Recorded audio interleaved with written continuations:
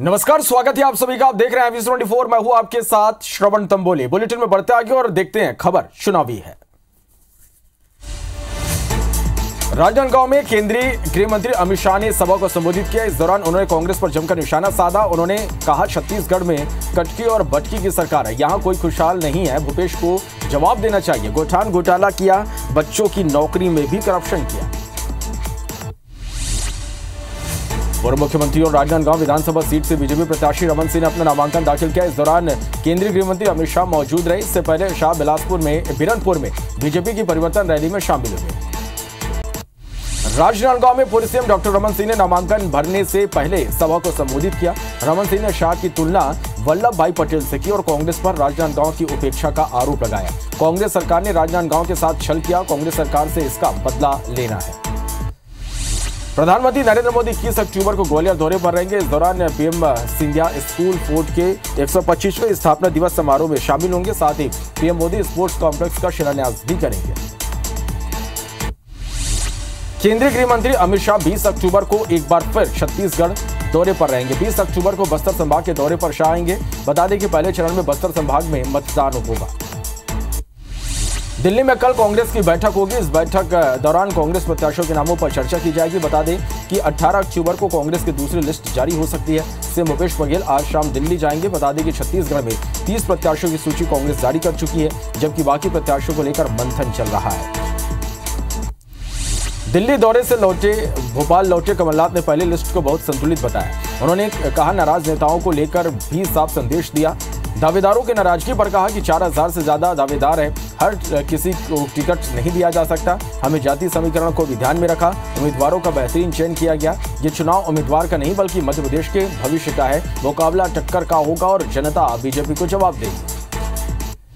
PCC chief Kamal Nath Delhi से भोपाल लौट आए। उन्होंने दावेदारों की नाराजगी पर बयान दिया। उन्होंने कहा, 4000 से ज्यादा दावेदार हैं, हर किसी को टिकट नहीं दिया जा सकता। उम्मीदवारों का बेहतरीन चयन है, हमने अच्छे प्रत्याशियों को चुना है।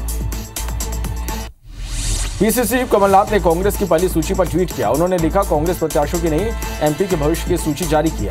कांग्रेस की लिस्ट लोकतांत्रिक है। कांग्रेस जनता की सरकार बनाने जा रही है। सारंगढ़ के बीजेपी को बड़ा झटका यहां पर लगा। यहां मनोज लहरे बसपा में शामिल हो गए। बीजेपी से टिकट नहीं मिलने से वो नाराज चल रहे थे, जिसके कारण उन्होंने पार्टी से इस्तीफा दे दिया। भोपाल में बीजेपी के कई नेता कांग्रेस में शामिल हुए। रातगढ़ नगरपालिका अध्यक्ष के पति और पार्षद कांग्रेस में शामिल हुए। गाडरवारा से बीजेपी के पूर्व प्रत्याशी गौतम पटेल, पूर्व गृह मंत्री महेंद्र बौद्ध सिंह कांग्रेस में शामिल हुए, जबकि बीजेपी विधायक नारायण त्रिपाठी की ज्वाइनिंग पर सस्पेंस अब भी बना हुआ है। भारतीय राष्ट्रीय कांग्रेस के बीजापुर विधानसभा प्रत्याशी विक्रम मंडावी ने आज कांग्रेसी नेताओं के साथ पहुंचकर नामांकन फॉर्म लिया। इस दौरान विक्रम मंडावी ने जीत का दावा किया। 5 सालों तक जनता के बीच रहकर विकास कार्य के बूते बड़ी जीत का मंडावी दावा कर रहे हैं। गुटबाजी की खबरों को नकारते हुए एकजुटता के साथ भारी जीत का विक्रम दावा कर रहे हैं। कांग्रेस पार्टी ने मुझे उम्मीदवार घोषित किया बीजापुर से विधानसभा से। उसके बाद में सभी वरिष्ठ नेताओं की उपस्थिति में आज हमने नामांकन फॉर्म लिया है। तो यही टीम आपने देखा कि पिछले 5 सालों से हर चुनाव में काम किया और हम टीम भावना से काम करके हर चुनाव में विजयी हुए। और इस टीम के साथ ही हम एक बार फिर से इस विधानसभा चुनाव में भारी मतों से विजयी होंगे। सतना बीजेपी नेता शिवा ने बसपा का दामन थाम लिया। शिवा चतुर्वेदी बीजेपी दावेदार है। भाजपा से टिकट न मिलने से शिवा नाराज थे। बता दें कि सतना सांसद को भाजपा ने उम्मीदवार बनाया है। धार में कांग्रेस को बड़ा झटका लगा। यहां गजेंद्र सिंह राजूखेड़ी ने कांग्रेस से इस्तीफा दे दिया। गजेंद्र सिंह धार से 3 बार सांसद रहे। गजेंद्र सिंह कांग्रेस अध्यक्ष मल्लिकार्जुन खड़गे को इस्तीफा भेज चुके हैं, जिसके बाद गजेंद्र की बीजेपी में शामिल होने की अटकलें लगाई जा रही। सुकमा में कांग्रेस प्रत्याशी कवासी लखमा नामांकन फॉर्म लेने पहुंचे। कहा, 18 अक्टूबर को नामांकन भरेंगे। बीजेपी प्रदेश अध्यक्ष वी डी शर्मा ने भी आज प्रेस कॉन्फ्रेंस कर चुनावी तैयारियों की जानकारी दी। उन्होंने दावा किया कि 3 दिसंबर को कांग्रेस के सारे सपने चकनाचूर हो जाएंगे।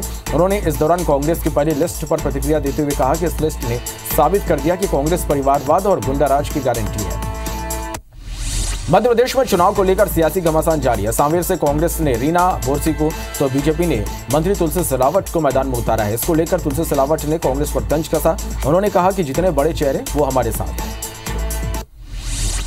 कांग्रेस उम्मीदवारों की सूची जारी होने के बाद कांग्रेस सांसद दिग्विजय सिंह के इस्तीफे की खबरें सोशल मीडिया में वायरल हो गई। इस मामले ने तूल पकड़ लिया। दिग्विजय सिंह के त्याग पत्र को भाजपा प्रवक्ता डॉक्टर हितेश वाजपेयी ने भी शेयर कर दिया, जिसके बाद कांग्रेस नेता ने बीजेपी के खिलाफ क्राइम ब्रांच में शिकायत की थी। जांच के बाद भोपाल की क्राइम ब्रांच ने अज्ञात व्यक्ति के खिलाफ मामला दर्ज कर लिया। श्री दिग्विजय सिंह के संबंध में कि वो कांग्रेस से इस्तीफा दे रहे हैं, किसी अज्ञात व्यक्ति द्वारा कूट रचित पत्र बनाकर पेश किया गया है, जिसको डॉक्टर हितेश वाजपेयी द्वारा अपने सोशल मीडिया एक्स पर पोस्ट किया गया है। तो इस संबंध में एक आवेदन यहाँ पर क्राइम ब्रांच में दिया गया था, जिसपे से 469 और 501 आईपीसी का अपराध पंजीबद्ध किया गया है। उधर इंदौर में कैलाश विजयवर्गीय ने भी कांग्रेस को आड़े हाथों लिया। उन्होंने मुख्यमंत्री के चेहरे को लेकर उठे सवाल का जवाब देते हुए कहा कि हर पार्टी की अपनी रणनीति होती है। हमने 5 राज्यों में उम्मीदवार घोषित नहीं किए। ये हमारी पार्टी की रणनीति है, जिसको लेकर चुनाव में आगे बढ़ रहे हैं। पार्टी के कामों और मोदी के चेहरे को लेकर चुनाव उतरेंगे।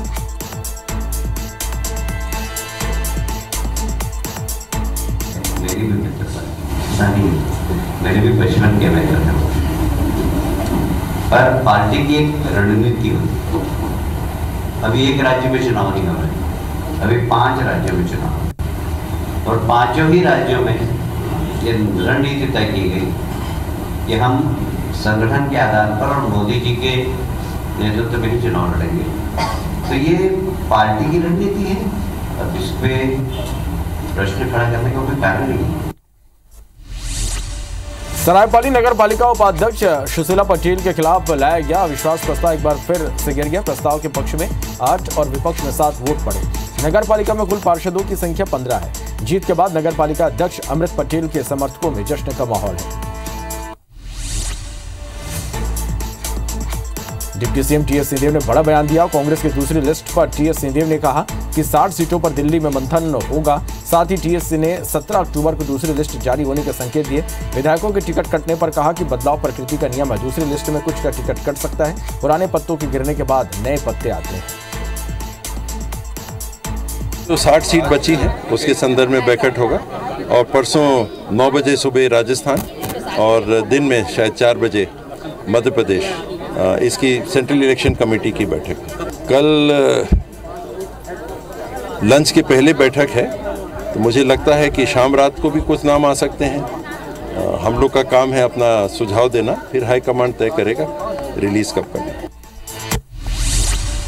राजनांदगांव के डोंगरगांव विधानसभा सीट से बीजेपी प्रत्याशी भरत वर्मा ने अपना नामांकन दाखिल किया। इस दौरान उन्होंने कहा कि वे विकास के मुद्दे को लेकर जनता के बीच जाएंगे। साथ ही कांग्रेस विधायक दलेश्वर साहू पर स्वेच्छा अनुदान राशि परिवार वालों को बांटने का आरोप लगाया। हमारे साथ डोंगरगांव के भारतीय जनता पार्टी के प्रत्याशी भरत वर्मा यहाँ पे मौजूद हैं। आपके क्षेत्र का प्रमुख कौन सा चुनावी मुद्दा होगा जिसको लेकर आप चुनाव में उतरेंगे? मैं IB20 परिवार को धन्यवाद देना चाहता हूँ। आपके माध्यम से डोंगरगांव विधानसभा के समस्त मतदाताओं से भी अपील करना चाहता हूं कि मुझ जैसे छोटे कार्यकर्ता को भारतीय जनता पार्टी ने डोंगरगांव विधानसभा का उम्मीदवार बनाया है। मुद्दे क्या होंगे, किस मुद्दे को लेकर जाएंगे? डोंगरगांव विधानसभा में बहुत सारा मुद्दा है। 10 साल के वहाँ के क्षेत्रीय विधायक दलेश्वर साहू है, स्वेच्छा अनुदान के पैसे को अपने पत्नी के नाम से देते हैं। क्षेत्र में विकास नहीं हुए, अधोसंरचना के निर्माण में भ्रष्टाचार है। क्षेत्रीय विधायक के लगातार भ्रष्टाचार के विषय को लेकर हम अच्छा बताएं, भारतीय जनता पार्टी ने और बहुत सारे दावेदार थे, आपको डोंगरगांव से मौका दिया, इसके पीछे क्या वजह मानते हैं? भारतीय जनता पार्टी ने मुझ जैसे छोटे कार्यकर्ता को जो जिम्मेदारी दी है, तो मैं तो वहाँ के हमारे राष्ट्रीय नेतृत्व को भी धन्यवाद देना चाहूँगा, प्रदेश नेतृत्व को धन्यवाद देना चाहूँगा और डोंगरगांव विधानसभा के समस्त भाजपा कार्यकर्ताओं को भी धन्यवाद देना चाहूँगा। इसके पहले नामांकन दाखिल किए हैं कि एक ही नामांकन, इसके और करेंगे? मैं नामांकन दाखिल करके आया हूँ मुहूर्त वाला, और अभी माननीय अमित शाह जी के साथ हम सब लोग रैली के रूप में नामांकन दाखिल करेंगे। अमित शाह आपके क्षेत्र में यहाँ पर आए हुए हैं, कैसा महसूस कर रहे हैं, कितना फायदा नजर आ रहा है आपको इसको? मैं तो फायदा है क्योंकि केंद्र में नरेंद्र मोदी जी की सरकार है और आज पूरे वातावरण उत्साह के साथ मतदाता के जो चेहरा में मुस्कान है, आने वाला समय में फिर से छत्तीसगढ़ में भारतीय जनता पार्टी की सरकार बनाएंगे।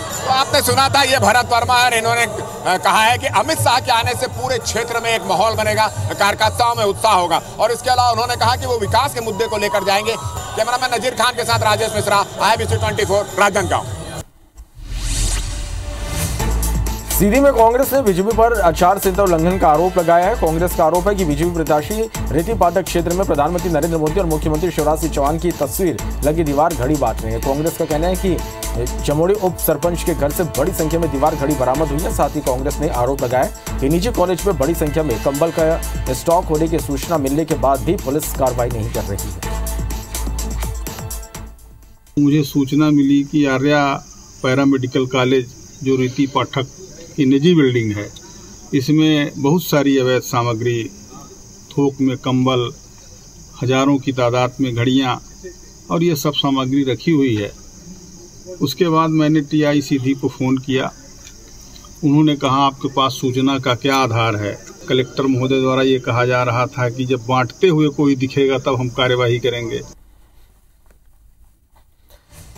जनजातीय एवं जल शक्ति मामलों के केंद्रीय राज्य मंत्री विश्वेश्वर टूडो को बस्तर के 3 विधानसभा सीटों का प्रभारी बनाया गया। भाजपा की तरफ से कमान संभाल रहे टूडो आज प्रदेश कार्यालय में बैठक में शामिल हुए। टूडो 19 अक्टूबर तक बस्तर के 3 विधानसभा सीटों पर चुनावी कमान संभालेंगे। आपको जगदलपुर में, बस्तर में 4 दिन बिताने हैं, आदिवासी इलाकों को साधना है। क्या देख रहे हैं छत्तीसगढ़ में आदिवासी इस बार किसके साथ है? निश्चित रूप से देखिए, धीरे धीरे पूरा देशवासियों को भी पता चल गया है और विशेष करके आदिवासियों के लिए। पहले मैं तो कहूँगा, कांग्रेस ने 50 साल तक मैं आदिवासी के लिए काम कर रहा हूँ, ऐसे बहुत मतलब वो बाजा बजाया है। शराबबंदी की बात होती है, लेकिन ट्राइबल के तो रीति रिवाजों में है उसको करना। आप क्या मानते हैं इसमें कि ट्राइबल एरिया के लिए भी शराबबंदी? नहीं, देखिए, रीति रिवाज जो है, मैं भी ट्राइबल से बिलोंग करता हूँ। इसका मतलब नहीं है कि उसका ओपनली पूरा छोड़ दो। उनका जो रीति रिवाज है, जो पूजा होता है, कोई पार्वण होता है, कोई त्योहार होता है, उसी टाइम में उसको यूज करते हैं। लेकिन सरकार जो पूरा उसको खुला में छोड़ देगा, उसको फ्री कर देगा और इसके साथ साथ जो लाल का फॉरेन लिकर की उसको भी चालू करेगा, तो ये कहाँ आगे बढ़ेंगे। चूँकि जल शक्ति विभाग से हैं आप, और यहाँ पे देखा आपने कितना बड़ा घोटाला हुआ था, 10,000 करोड़ से ज़्यादा का। क्या बताएंगे लोग? वही ना, देखिए, हमारा जो संघीय व्यवस्था है, भारत सरकार राज्य सरकार को कोई भी काम में पैसा देता है, टेक्निकल सपोर्ट देता है, कभी कभी बीच बीच में उसको फिर रिव्यू करता है। लेकिन राज्य सरकार का दायित्व है टेंडरिंग करना और उसको ग्राउंड लेवल में उसको एग्जीक्यूट करना। लेकिन राज्य सरकार तो मैंने कहा कि वो तो घोटाले में पूरा ये हुए हैं, इसलिए जनता को सब पता चल गया है। इस बार भारतीय जनता पार्टी को आशीर्वाद मिलेगा। चलिए, तो ये है केंद्रीय राज्य मंत्री विश्वेश्वर टूडू जी, और उन्होंने कहा कि पूरी तरह से ढील दी जाती है, खास करके विदेशी शराब का, और जो देशी शराब जो ओपनली बनाए जाते हैं वो उचित नहीं है, और भ्रष्टाचार का मुद्दा एक बड़ा तो है ही। कैमरा पर्सन रमाशंकर के साथ राजेश राज, IBC 24 रायपुर। केंद्रीय राज्य मंत्री विश्वेश्वर टूडू रायपुर पहुंचे। प्रदेश में आरक्षण बिल के अटकलों पर उन्होंने कहा कि बिल की बात छोड़िए, या दूसरी बात है ट्राइफेड नीति राज्य में काम क्यों नहीं कर रही है। वहीं शराबबंदी पर कहा कि आदिवासियों के रीति रिवाज में शराब शामिल है, लेकिन इस वजह से शराब को खुलेआम नहीं छोड़ सकते।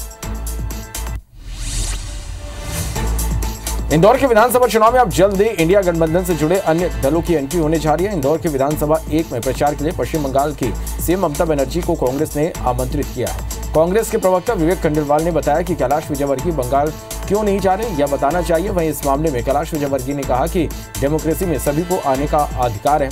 मुझे इंदौर के लोग अच्छे से जानते हैं, मेरे बारे में ममता और केजरीवाल जो बोलेंगे उस पर कोई विश्वास नहीं करेगा।